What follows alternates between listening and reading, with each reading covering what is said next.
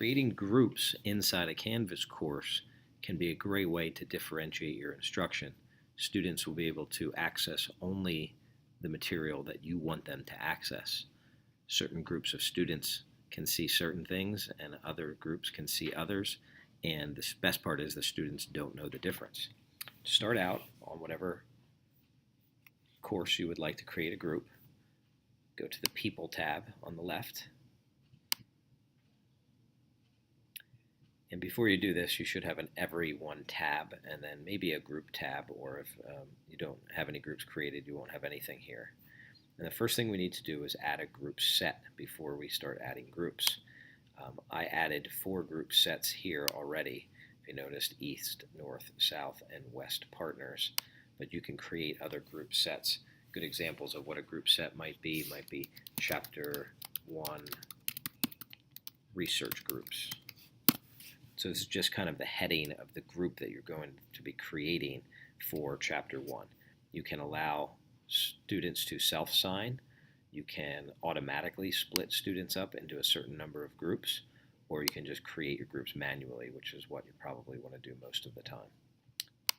Click Save, and you'll see now I have everyone here on this tab, and I have all my different group sets. I have East, North, South, West partners, and I have Chapter 1 research groups.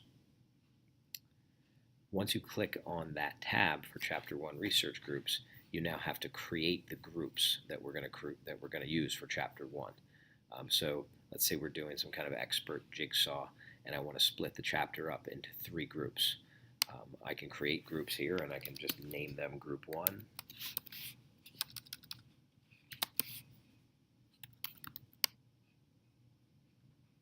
You can set a limit on the groups, or you don't have to. I'm going to name this Group 2. Maybe they're going to do the second third of the chapter in my expert jigsaw, and then Group 3. And once you have your groups created, Groups 1, 2, and 3, then you can simply drag and drop students into these groups. If you have a large class, you can use the search features to search for just that student, or you can just drag and drop.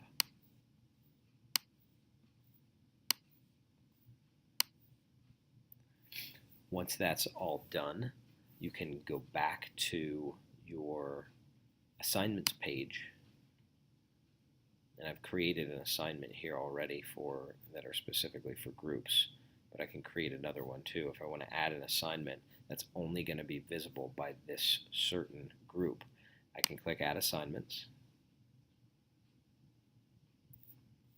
and I can put in here Group 1 assignment.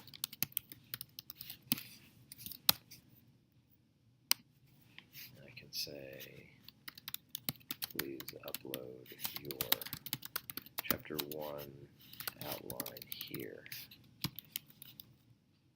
When I'm in this box, I usually like to make my font a different color and larger so it's easier for the students to read. And I can choose how many points it's out of, whether it's a homework, quiz, or test grade. And then my submission type is File Upload. And right here, Group Assignments. You need to click this group assignment, and you need to use the group set that we created for this. This was our Chapter 1 research groups. Remember, I had 5 different group sets. This one's going to specifically be for Chapter 1. So that was the group set that I chose. And down at the bottom where it says Assign, we can, if we want to sync this to the PowerSchool system, we can make sure that box is checked. But since this is just a sample, I don't want it to go to PowerSchool, so I unchecked that. I can get rid of Assign to Everyone, and I can just assign it to one of my groups. So this would be group number 1.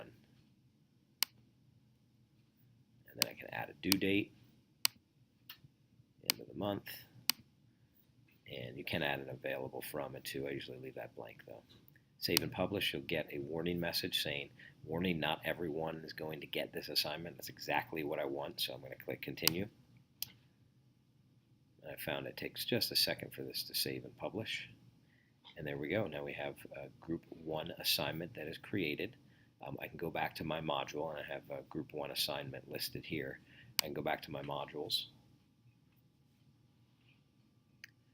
and I can add this assignment into a module. Here's Chapter 1.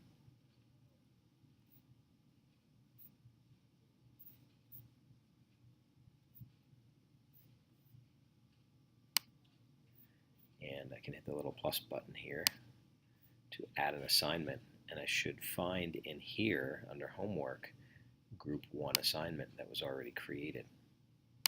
I usually like to indent these when I'm finished with them, and I can add this assignment.